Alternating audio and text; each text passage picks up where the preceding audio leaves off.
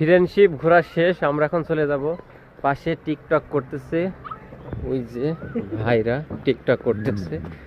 আমরা এখানে আম গাছ আছে, গাছ থেকে আর কি আম খাওয়া যাবে, একটু কাছ থেকে দেখাই। না আম আমি খাবো না, আপনি নিষেধ না করলেন খাওয়ালো, কিন্তু খাবো না।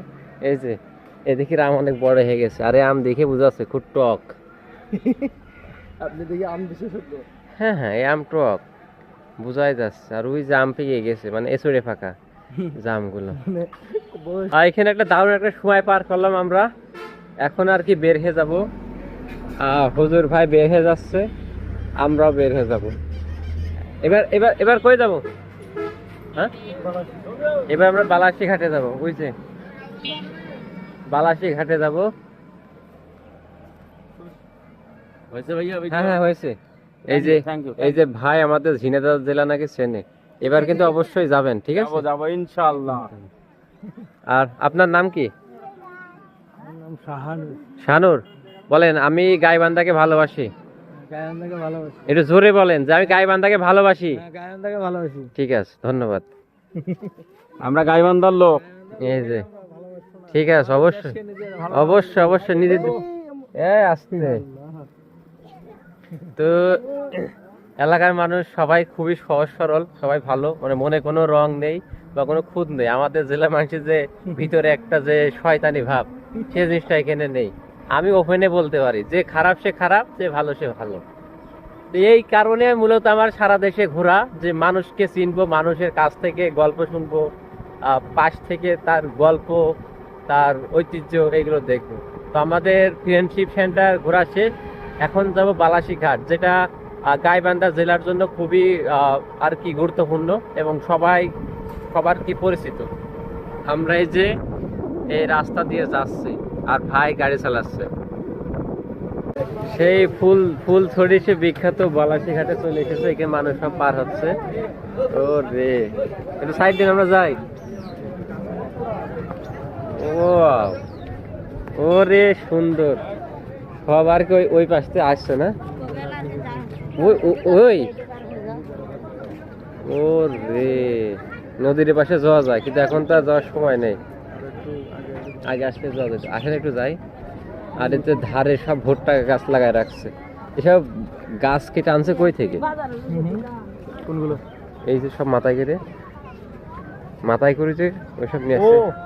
চরে ভুট্টার ও আচ্ছা, ওই চরে। ও রে ভাই, ভুট্টা মারা গাড়ি চলছে। বুঝতে পারছি।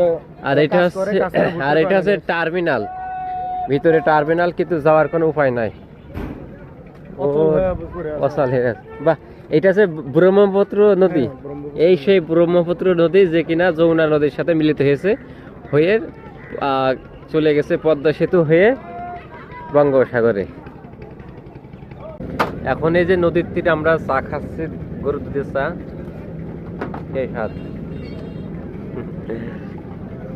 আর ভাই যে চা খাচ্ছে, কেমন লাগছে? ভালো? ভাই খুব ভালো মনে মানুষ। আর এই যে নদী এই পাশে, কি নাম কি? সব এই যে বসে আছে ওই পাশে যাওয়ার জন্য, ওই যে অনেকে আসতেছে। ব্রহ্মপুত্র নদী, নদীর তীরে যারা বসবাস করে তারা জানে যে কত কষ্টে জীবনযাপন করতে হয়, কারণ অনেক সময় বন্যার সময় সব ভাঙন হয়। আমাদের এলাকায় কিন্তু এই এলাকার মানুষ আছে যারা কিন্তু দীর্ঘদিন ধরে বসবাস করছে। আর নদীর তীরে ভুট্টা গাছ। যাব, আমাদের চা খাওয়া শেষ, এখন আর কি এই বোটে উঠবো। কি বিক্রি করেন? কি বিক্রি করেন? কি বিক্রি করেন? না, কি বিক্রি করতেছেন আগে শুনবেন না? আচ্ছা, ঝালমুড়ি। আচ্ছা ঠিক আছে, ধন্যবাদ। উনি ভিডিও করতে আর কি নিষেধ করতেছে। আমরা এই যে বাদাম দিলাম, আমাদের ওইদিকে মানে এই বাদাম 5 টাকা, এখানে নিচ্ছে 10 টাকা। যাই হোক, ব্যাপার না, নিজ এলাকার সাথে তুলনা করে তার লাভ নাই। আর এই যে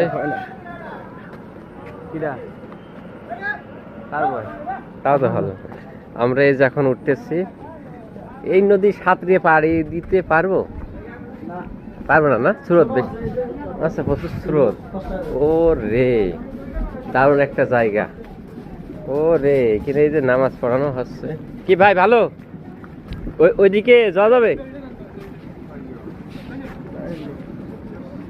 কি স্রোতে রে ভাই।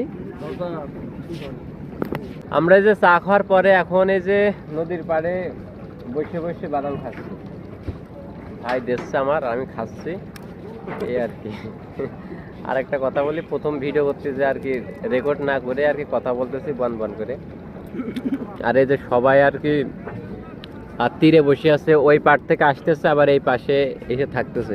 আর এখানে দারুণ একটা জায়গা, তীরে একটা সময় কাটানোর মুহূর্ত। আর কি পরিমাণ স্রোত যদি দেখায় বুঝতে পারছেন যে প্রচুর স্রোত, প্রচুর স্রোত। আর এই যে বড় বড় নৌকা একবার ওই পাশে যায় আবার ওই পাশ থেকে এই পাশে আসে। আর মাঝখানে চর, আর চরে কিন্তু মানুষ বসবাস করে, মানে দুই পাশে নদী, মাঝখানে চর, চরে মানুষ বসবাস করে। আর এই যে ভাই একা একা বাদাম খাচ্ছে আমার না দিয়ে, না আমার দিয়েছে, আমার দিয়েছে। তো এই হচ্ছে আমার প্রাপ্তি, মানে ঘর থেকে বের না হলে এইসব মুহূর্ত কখনোই দেখতে পারতাম না।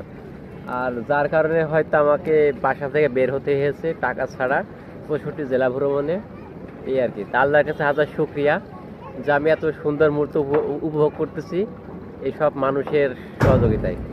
তো সবার প্রতি কৃতজ্ঞতা, কারণ তাদের ভালোবাসা যদি আমাকে না দিত, না সাপোর্ট করতো, তাহলে কখনোই আমি আসতে পারতাম না।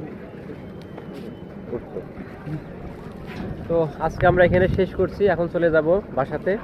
তো দেখা হচ্ছে কালকে।